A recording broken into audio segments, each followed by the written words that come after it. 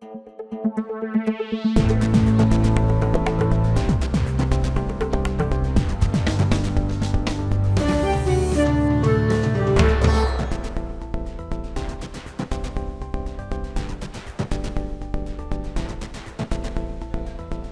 এখন জনপদে। পুরো আয়োজনের সঙ্গে আছে আমি উজ্জ্বল হাফিজ। ভারতীয় আগ্রাসন, দেশটির গণমাধ্যমের অপপ্রচার, কূটনৈতিক মিশনে হামলা ও দিল্লি হাই কমিশন সহ বিভিন্ন সীমান্ত অভিমুখে কট্টর সংগঠনের কর্মসূচির প্রতিবাদে ঢাকা থেকে ব্রাহ্মণবাড়িয়ার আখাউড়া পর্যন্ত লং মার্চ শেষ হয়েছে। বিএনপির ৩ অঙ্গ সংগঠনের এই লং মার্চ ঘিরে পথে পথে ভারতীয়দের আগ্রাসনের বিরুদ্ধে কঠোর হুঁশিয়ারি দেশবাসীর। আরও জানাচ্ছেন জাওয়াদ মাহমুদ। ভারতে বাংলাদেশের কূটনৈতিক মিশনে হামলা, সে দেশের রাজনৈতিক নেতা ও বিভিন্ন হিন্দুত্ববাদী সংগঠনের বাংলাদেশ নিয়ে বিদ্বেষমূলক বক্তব্য ও গণমাধ্যমের অপতথ্য প্রচারের বিরুদ্ধে সোচ্চার বাংলাদেশ। ভারতীয় আগ্রাসনের প্রতিবাদে যখন দেশব্যাপী সোচ্চার, তখন ছাত্রদল, যুবদল ও স্বেচ্ছাসেবক দলের উদ্যোগে ভারতকে কড়া বার্তা দিতেই আয়োজন করা হয় আগরতলা সীমান্ত অভিমুখী এই লং মার্চ। আর লং মার্চ সফল করতেই শীতের সকালে এভাবেই নয়াপল্টনে ভিড় জমায় বিএনপির ৩ অঙ্গ সংগঠনের নেতাকর্মীরা। লং মার্চকে ঘিরে সকাল থেকেই দলের কেন্দ্রীয় কার্যালয়ের সামনে জাতীয় ও দলীয় পতাকা সহ নানা রং বেরঙের ব্যানার, ফেস্টুন নিয়ে হাজির হয় দলের কর্মী সমর্থকরা। এ সময় তাদের কণ্ঠে ছিল ভারতীয় আগ্রাসন রুখে দেওয়ার দৃঢ় প্রত্যয়।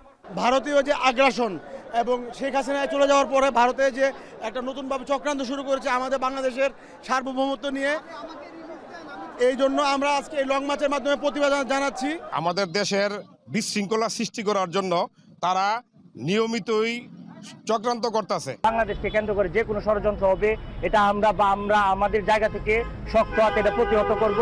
বাংলাদেশকে তাদের অঙ্গরাজ্য মনে করে বা তাদের তাবেদার রাষ্ট্র মনে করে। আমরা চাই আমাদের সাথে বন্ধুত্ব হবে সমতার ভিত্তিতে। মার্চ পূর্ব সংক্ষিপ্ত সমাবেশে বক্তব্য দেন অঙ্গ সংগঠনের কেন্দ্রীয় নেতারা। প্রধান অতিথির বক্তব্য রাখেন বিএনপির সিনিয়র যুগ্ম মহাসচিব অ্যাডভোকেট রুহুল কবির রিজভী। এ সময় ভারতীয় আগ্রাসন ও দিল্লির পররাষ্ট্রনীতির সমালোচনা করেন তিনি। আজকে দিল্লির যারা সাম্প্রদায়িক শাসন করছে তারা জেনে রেখো, তোমরা একজন ভয়ঙ্কর রক্তপিপাসু এক নারী, এক লেডি ফেরাউন, সেই লেডি ফেরাউনকে টিকানোর জন্য তোমরা 16 বছর তাকে সমর্থন দিয়েছে। পাশাপাশি ভারতের অপরাজনীতির বিরুদ্ধে ঐক্যবদ্ধ থাকার কথাও উঠে আসে তার বক্তব্যে। বলেন, দিল্লির দাসত্ব এদেশের মানুষ মেনে নিবে না। আমরা রক্ত দিয়ে যে স্বাধীনতা কিনেছি, ওই স্বাধীনতা আবার বিক্রি করে দেব। আমরা পিন্ডির কাছ থেকে স্বাধীনতা ছিনিয়ে এনেছি, এটা দিল্লির কাছে আমরা আত্মসমর্পণ করব। সংক্ষিপ্ত সমাবেশ শেষে গাড়িবহর নিয়ে আগরতলার উদ্দেশ্যে যাত্রা করে দলের নেতাকর্মীরা। বিকেল 4টার দিকে আখাউড়া স্থলবন্দরে পৌঁছায়। পরে স্থলবন্দরের মাঠে সমাবেশ করেন তারা। এ সময় 24-এর গণঅভ্যুত্থানের আকাঙ্ক্ষাকে ধারণ করেই আগামী দিনে ভারত বাংলাদেশ সম্পর্ক নির্ধারণের প্রত্যয় ব্যক্ত করেন বক্তারা। জাওয়াদ মাহমুদ, এখন, ঢাকা। জামাতে ইসলামের আমির ডাক্তার শফিকুর রহমান বলেছেন, জুলাই আগস্ট বিপ্লবে জাতির বিরুদ্ধে তৎকালীন সরকার রীতিমতো যুদ্ধে নেমেছিল। দেশে ন্যায় বিচার প্রতিষ্ঠা করতে হলে সুষ্ঠু নির্বাচনের মাধ্যমে রাজনৈতিক সরকার গঠন করতে হবে। সকালে রাজধানীতে এক অনুষ্ঠানে কথা বলেন তিনি। বিদেশের মাটিতে আন্দোলন করতে গিয়ে অনেকে জেল, জুলুম, হয়রানির শিকার হয়েছেন। আমরা সরকারকে অনুরোধ করব, দ্রুততম সময়ের ভিতরে আমাদের মিশনগুলোকে কার্যকর করে এবং সরাসরি ঢাকা থেকে সংশ্লিষ্ট দেশের সরকারের সাথে যোগাযোগ করে তাদের মুক্তির ব্যবস্থা করা। রাষ্ট্রের সকল প্রাপ্তবয়স্ক নাগরিককে ভোটার তালিকায় অন্তর্ভুক্ত হওয়ার সুযোগ সৃষ্টি করে দেওয়া। দ্বিতীয়টি হচ্ছে, বিগত সরকার জুলুম করে বহু জায়গায় তৎকালীন বিরোধী দলে যারা ছিলেন তাদের এলাকাগুলোকে টার্গেট করে আসন সংখ্যা কমিয়ে দিয়েছে, আসন পুনর্বিন্যাসের নামে জুলুম করেছে। এগুলাকে আবার পুনর্বিন্যাস করা লাগবে।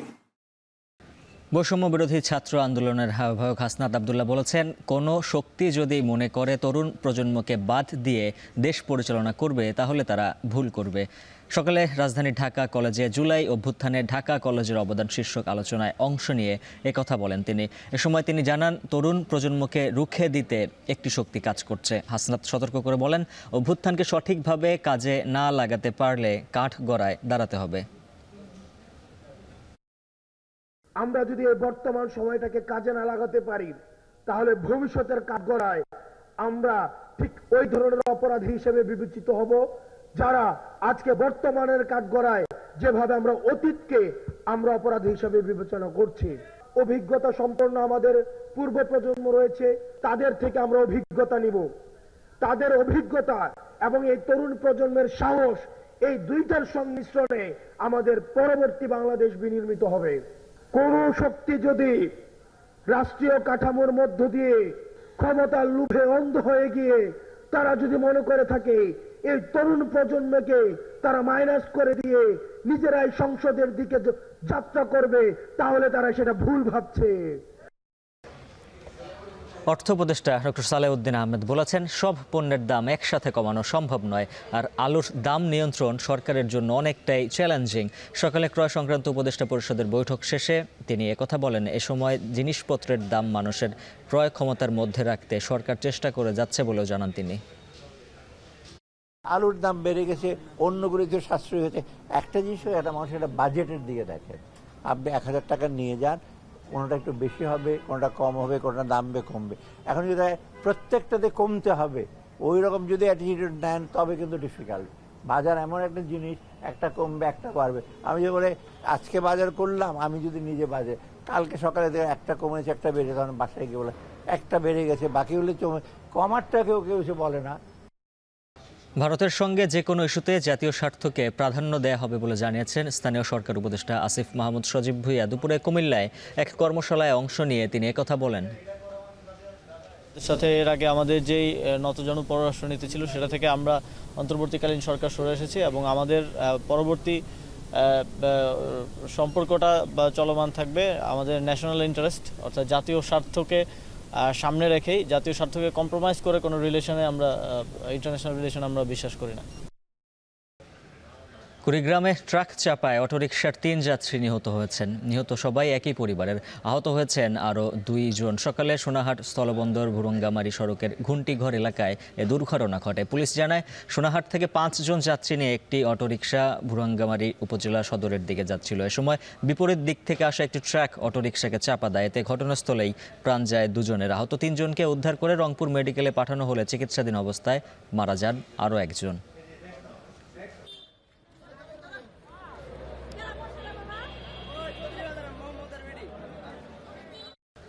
লক্ষ্মীপুরে ফিলিং স্টেশনে গ্যাস নেওয়ার সময় বাসের সিলিন্ডার বিস্ফোরণে 2 চালক সহ 3 জন নিহত হয়েছেন। আহত হয়েছেন আরও 3 জন। পুলিশ জানায়, ভোরে পৌর শহরের গ্রিন লিফ ফিলিং স্টেশনে আল মদিনা নামের একটি বাস গ্যাস নেওয়ার সময় সিলিন্ডার বিস্ফোরণ ঘটে। মুহূর্তে ধোঁয়ায় আচ্ছন্ন হয়ে পড়ে চারপাশ। মারাত্মক ক্ষতিগ্রস্ত হয় যাত্রীবাহী সহ অন্তত 2টি বাস। ঘটনাস্থলে মারা যান বাসের 2 চালক ও 1 জন যাত্রী। আহত হন আরও অন্তত 3 জন। খবর পেয়ে ঘটনাস্থলে পৌঁছে আহতদের উদ্ধার করে বিভিন্ন হাসপাতালে ভর্তি করে ফায়ার সার্ভিস। এর আগে গেল 14 অক্টোবর একই ফিলিং স্টেশনে অন্য একটি বাসের সিলিন্ডার বিস্ফোরণে 3 জন মারা যায়। আহত হন আরও 9 জন।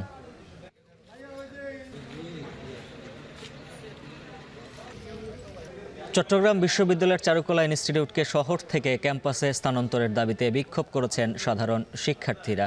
সকালে ইনস্টিটিউটের প্রধান গেটে তালা ঝুলিয়ে বিক্ষোভ করেন চারুকলা ইনস্টিটিউটের শিক্ষার্থীরা। চারুকলার সামনে সড়কে ঘণ্টাব্যাপী এই কর্মসূচি চলে। পরে সংক্ষিপ্ত সমাবেশ করা হয়। সমাবেশ থেকে বলা হয়, শহরে অবস্থিত চারুকলা ইনস্টিটিউটে শিক্ষার্থীদের ধারণ ক্ষমতা নেই, সেই সঙ্গে ভবনগুলো বেশ ঝুঁকিপূর্ণ। অবিলম্বে চারুকলা ইনস্টিটিউটকে চট্টগ্রাম শহর থেকে সরিয়ে বিশ্ববিদ্যালয় ক্যাম্পাসভুক্ত করার দাবি জানান আন্দোলনরত শিক্ষার্থীরা।